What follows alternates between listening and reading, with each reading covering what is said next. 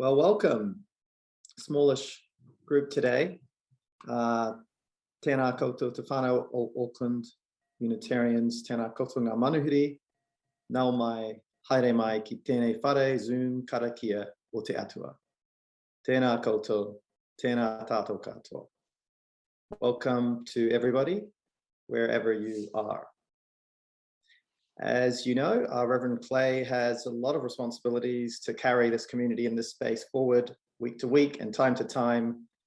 From time to time, he well deserves a weekend to himself. And in fact, I don't think he's showing up at all today. So that's really having a break.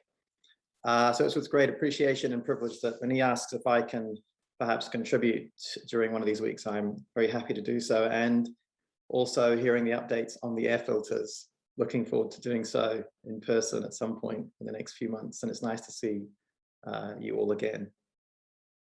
So today's service is grounded in ideas and reflections on paradoxes and the paradoxes and multiplicities of life, especially in what continues to be strange and undulating times, and especially as it comes to each of us figuring our way through this entire experience. It doesn't seem to ever end. Figuring our way through life, wondering whether we're doing it right at the moment. And at many times, I guess, a little unsure exactly what it is with COVID and the way the world is at the moment. In the hour ahead, as we explore this paradox and purpose, we're going to go into some very different places. We're going to traverse some pretty wide terrain. We'll encounter some Neil Young, some early Christian Gnostic texts, a Zen monk, a Jewish mystic, and a little bit of Bob Dylan. I hope you enjoy it. I hope it challenges you. But first, our opening words are from a Norwegian children's book, which I really love, and I bought for my son and read to him a few times. It was first written in Norwegian. It was called Jeg levet, I am life. There's a second book by the author who wrote the first book, I am death. A super essential, simple book, simple in a way that you kind of have to be if you're trying to share something with an 8-year-old that is as profound to them as it would be to a 78-year-old. I am life. Just as death is death, I am life. It's me who sets everything in motion. I plant seeds and water all that grows. I am there in everything that breathes and in every creature with a heart that creates a rhythm of its own. Hearts that can drum with fear or be filled with joy. Hearts that need to receive love in order to give love. We might meet for a fleeting moment or eternity. I fly alongside insects that live for no longer than an hour. I swim with turtles that live 200 years. I climb with squirrels in the treetops, summer, winter, and spring. I place my hand on every mother's growing belly. I follow children through to adulthood when they have children of their own, who then have children of their own. Little and large, they form a line so long they could reach all the way around the world. Like strong bonds in a web formed over millions of years. The force that causes the world to turn is found in everything and everyone. In the bees that carry pollen from bloom to bloom, in the fish that create the waves that stretch all the way to the land, in all the people who can see one another and reach out a hand. When death comes, I'm always there. We live on this earth together. Many wonder about the meaning of me. Some people go parachuting to feel a fluttering as proof that I'm there. And others are so worried about meeting me, they hide in a corner of fear. Perhaps you often ponder things that have happened and things that yet to come. Then it's important not to forget that I exist here and now, inside of you. The thing I love most of all is giving strength and hope. I can hold you when you feel remorse for something that you've done. I can show you the spring when you need to see that something grows. I can bring peace to your heart, even if all you may have seen is war. I can fill you with love, even though everyone you know is gone. I can walk with you when you need to find a new home. I am always there with you. And when you need it most of all, I will be there to remind you just how precious you are. If you have a light or a candle, please go ahead and light it.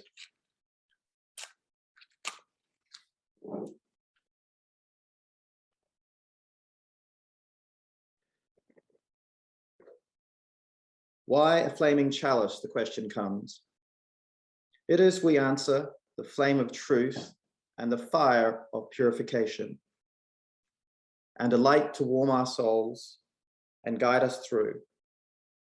We light this flame to find inner peace, love for each other, and faith in ourselves.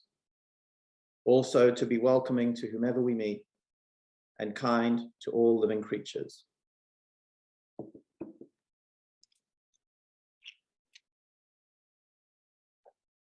On his 89th birthday in April of this year, Willie Nelson released his 72nd solo studio album, which is just unreal. You have to ask, to wonder, how is that possible? How can someone produce work year after year of such great quality? Sometimes we are blessed with messengers who just don't, or perhaps can't stop. Where is the source, the energy, the content for 72 albums over 89 years? Is it perhaps that 72 times he has shown us that the world, the universe, life performs through us, through him, as a vehicle and a vessel to express the allness of all things? This simple song is from that April album release a few months ago, called Energy Follows Thought.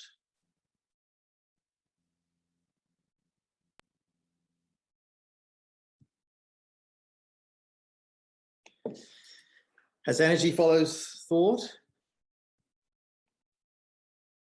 through us, the energy of life, the good and the bad, the avoidable, the unavoidable, and that which we pursue, that which feels like chance, and that which feels like choice.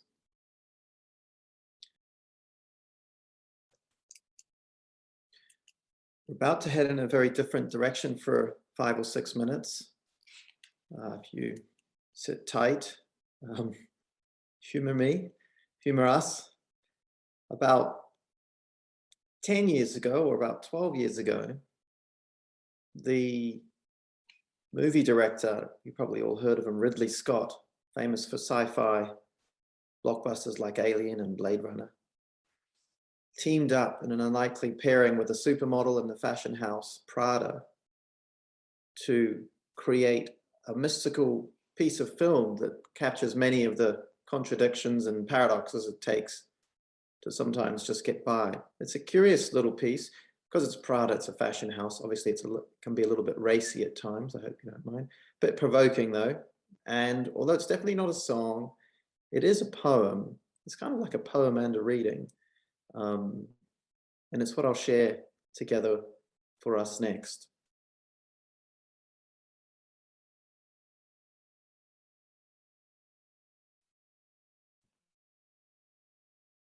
We all might have different views as to how brands commercialize things, but we have such a diverse and interesting group in this community. I wonder if any of that seemed familiar to anyone here.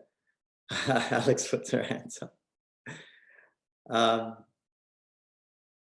In the 100 to 200 years after Jesus died, there was a group of his followers who believed that what Jesus actually taught was that self-knowing was the ultimate source of liberation and path to illumination or divine illumination. We can liken that path to the path of our own former Unitarian minister, who I often come back to, and he always finds his way to get into my So this is Ralph Waldo Emerson and his spin-off of the Transcendentalists in the 1800s, and as well as our own fourth Unitarian principle, which is the free search for truth and meaning. Knowing rather than being told what to know, finding your own way to know. And these people, these early first, second century Christians, or they wouldn't call themselves Christians then, followers of Jesus, are what we would label today as Gnostics, from the Greek word gnosis, the Greek to know, from which of course we get agnostics, the belief that nothing about the existence or nature of God can or is knowable. And some of you may know that in 1948 in Egypt, a young man found an entire collection of these scriptures, including many gospels from the Gnostics that most people have never heard of because they were kind of hidden for, ever since basically the 2nd, 3rd century. They had very different things to say about everything, including the nature of the divine, the nature of Jesus, the nature of Mary, of Judas, and the apostles, and much more. And the narration from that video that somehow ended up in a Prada short movie and in the hands of Ridley Scott, how they stumbled upon it. That's drawn from one such text that dates all the way back to the 2nd or 3rd centuries, called Thunder Perfect Mind. And it's really a text that encompasses all of the paradoxes and contradictions that either the divine or Sophia, in this case, the God of wisdom, is, or who we are and who we can be. It's only a few pages, but some of those that she read, some of the ones that she touched upon. For I am the first and the last. I am the honored and the scorned one. I am the silence that is incomprehensible and the idea whose remembrance is frequent. For it is I who am the acquaintance and the lack of acquaintance. I am reticence and frankness. I am shameless, I am ashamed. I am strong and I am afraid. It is I who am war and peace. I am godless, and I am the one whose God is great. I am the one whom you've reflected upon, and you have scorned me. But I am the unlearned, and they learn from me. I am the one you have despised, and yet you reflect on me. I am the one whom you have hidden from, and yet you appear to me. But whenever you hide yourselves, I myself will appear. For whenever you appear, I myself will hide from you. Who is this I, and why are they so confused? Is it because we are all things? We are the all in all things, and all things are in us. For me, partly this complex of all things that we have to go through and that we undertake and that we experience seems to never be able to come in parcels of one, but comes in a collection and a myriad of experiences tinged with the opposite, or the yin with the yang. In the second reading today, I'm drawing on the Jewish mystic and scholar Abraham Haskell from his book, Man is Not Alone, which he has a lot of short essays, really interesting essays on this question, primarily what is man, or who are we? And he shares with us that the awareness of wonder is often overtaken by our mind's tendency to dichotomize, which makes us look at the ineffable, look at the divine as if it were a thing or an aspect of things apart from and separate from our own selves, as if only the stars surrounded with a halo of enigma and not our own existence. And he says the truth is that the self is an unknown thing, inconceivable in itself. And in penetrating the self and asking the question, we discover the paradox of not knowing what we presume to know so well. He says, beyond my reach is the bottom of my own inner life. In saying I mean to differentiate myself from other people and other things. But what is the content of the I? All we know of the self is its expression, but the self is never fully expressed. What we are, we cannot say, and what we become, we cannot grasp. It's all a cryptic, suggestive abbreviation which the mind tries in vain to decipher. And what we face in trying to penetrate the self is the paradox of not knowing what we presume to know so well. And once we discover that the self is a trick, it's a deceit, we are something transcendent in disguise, we begin to realize that our normal consciousness is in a state of trance, and that what is higher in us is usually suspended.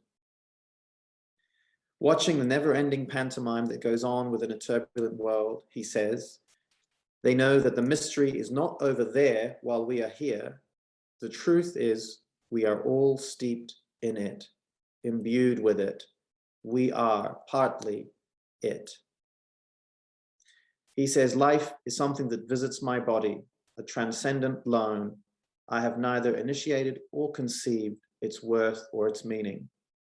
The essence of what I am is not mine. I am what is not mine. I am that I am not. He gets a bit grammatical and technical here. He says, the self did not originate in itself. The essence of the self is in its being a non-self, that ultimately man is not a subject, but an object. I have to go back to high school English to go up and look at what is an object, what is a subject? What's a subject?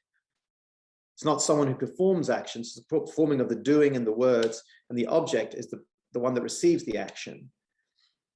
So the world, the life performs through us, the universe performs through us. We are the object where the performance is coming through us, just like Willie Nelson. How else could he bring 72 albums in 89 years to us? He's pulling something from the universe pulling something through him and bringing it to us. We are, as Haskell points to, nothing but a vehicle, a vessel, interdependent on the allness of everything else to be used to express who we are. There's a famous sutra in Buddhism, Mahayana Buddhism, the Heart Sutra, which I'm sure, again, this group would be all familiar with. There's a phrase that encapsulates much of Buddhism in that sutra in just a few words: emptiness is form, form is emptiness, which gets a little bit at what Haskell and Thunder Perfect are getting at. We are just all the forces of the universe, daisy chained together, interdependent, and into being with all of us and each together. I found this wonderful Japanese monk who has created a really beautiful rendition of the chanting of the Heart Sutra. I don't encourage you to read along because it's really fast. I don't know how they do this, because I don't see where they breathe in these chants and in these in this singing. But floating in the chant every now and then, you hopefully immerse in what he's trying to bring across. Actually, the video I've chosen, I think, doesn't have the English subtitles, just to make it more of a musical experience rather than a trying to follow what he's saying experience.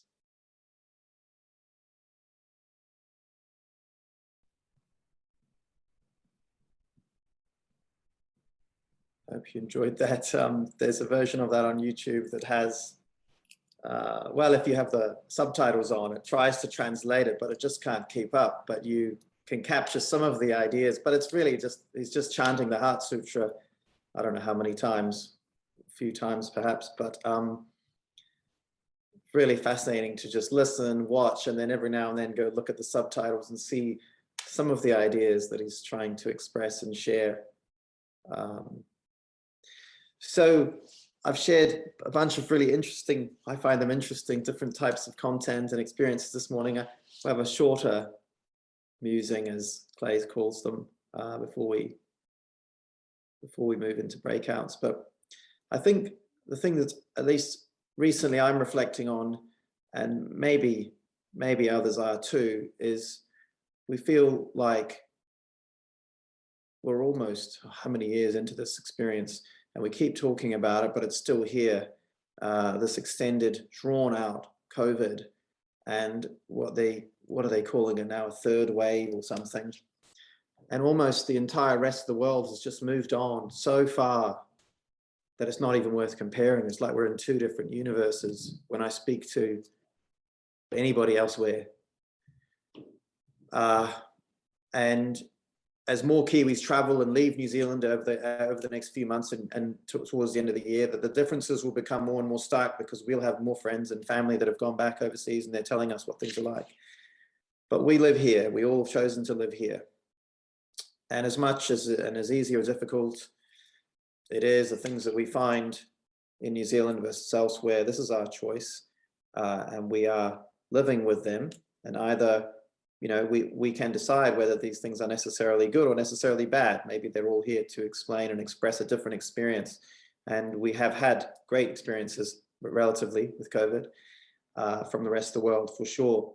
And we are at all times kind of this wild mixture of all things. And I guess that's partly the theme of this service today, the opposites and the contradictions that we try to find our way through.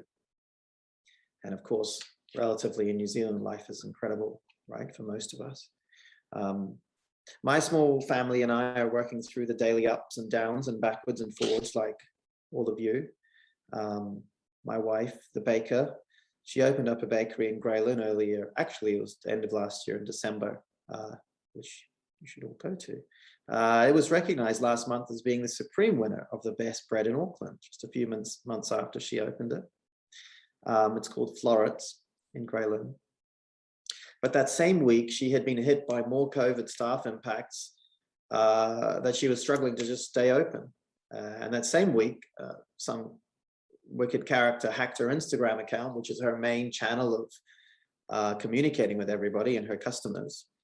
And so you have this week where it's just filled with this joy and yet filled with this anger and frustration at the same time. And then a couple of weeks later, which was last week, we had an amazing school holiday trip to the South Island, skiing and snowboarding. It was a fantastic experience, and to be ended by a nasty fall and a concussion and an ambulance, and then driving back last weekend to COVID ravaging the family up and down 3 generations at the same time, which again is this amazing confluence of, we just had this most amazing week, but at the same time, you know, having to be deeply worried about a 93-year-old with COVID at the same time as 2 of her daughters and son-in-law and granddaughter. Like, it was just unbelievable, the combination of things happening at once. And each week feels like a series of punches, punches to the face, self-inflicted punches, self-uppercuts, and then punches of joy when you get a win, when you punch the air and you're like, yes, got through that, did it, won it, felt good. When you hear the word punch, initially you think harm or pain or hurt and violence, but if you listen a little slower, you can also hear victory, overcoming, succeeding, and winning, winning at the things that you want to in life. And for us, as our small family, we often sit down and, I don't know, have a cup of tea or have dinner and ask, is this it? Is this how it is? Is this what it's like when you're trying to do things and create something meaningful, take on challenges filled with love, care about people that you take care of, people that you care about deeply that need help, and have a desire to contribute to and serve your community and the causes you care about? Is this what it's like? A rolling set of waves that just doesn't ever seem to let up. And I guess I think perhaps maybe it is. It's a rolling, continual rolling set of contradictions and paradoxes, and the rolling with the punches. And maybe it's our job, maybe it's our role, perhaps it's our privilege as people to hold and contain those paradoxes and let them flow through us. Not in the sense that we're here to contain them from escaping or contain them in a sense of limiting or restricting them, but more containing them in the sense of keeping them in the present, being present with all those things that we traditionally label good and bad, and learning to be present through them and the opposites that they bring. Learning perhaps to love rolling with the punches, because without them, there isn't really the joys in life, because they cannot come separated from the pains. And there is joy in the paradox, and perhaps learning to live in the paradox and within that tension of the opposites. If we can master that, if we can try to, perhaps that's the greatest joy of all. But if we let opposites and contradictions whiplash us from joy to despair and back again, I've found at least it's exceptionally hard on the system, physically, emotionally, interpersonally, on ourselves and those around us, rather than having a deeper ballast or a deeper keel to work through and embrace and push through the winds. So one of those challenges I think that we're faced with, particularly in these weird times, is how to continually try to live into the paradox. What seems to be negative, there must be positives. And in As I Am Life, the book that I read the beginning, the children's book, Thunder Perfect, Haskell and the Heart Sutra, they all try to point to that at our highest, we ourselves are a paradox. What is the self in any case? Are we a separate unit from the whole? When I'm in a sense of what I think is flow, I feel like I'm most connected to this idea that we are all interdependent on each other and dissolving the gaps between us, between me and you, between me and the other, between me and the material world, and taken to its highest, most transcendent, we dissolve into the greater all. And that means encompassing all of it, the entirety. If we are part of all, if we are interdependent on all, that means we are interdependent on the darkness and the light. And the moment you think about pain, the word pleasure is associated.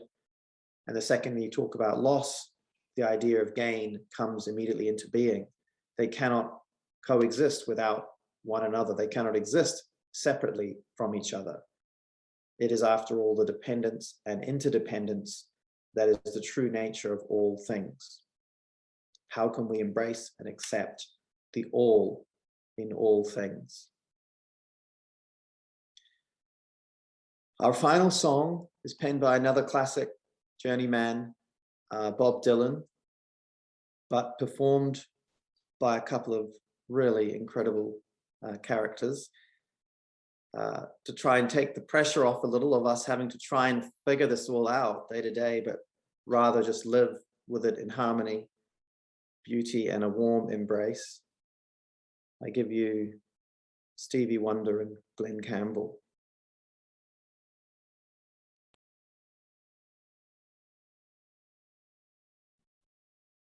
Oh, I think those guys are amazing. Oh, that's it. Closing words. I chose to take the closing words today from Dylan himself. And again, just to help us take the pressure off in this perpetual stream, contradictions. I love what he says. He says, I change during the course of a day. I wake and I'm one person. And when I go to sleep, I know for certain I'm somebody else. I don't know who I am most of the time, and it doesn't even matter to me.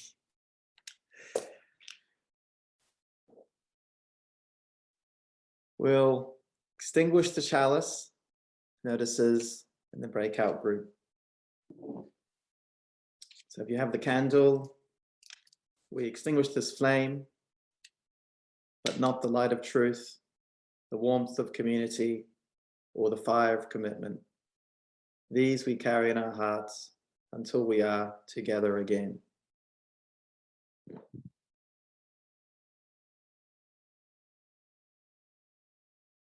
So we can break out into the breakout groups.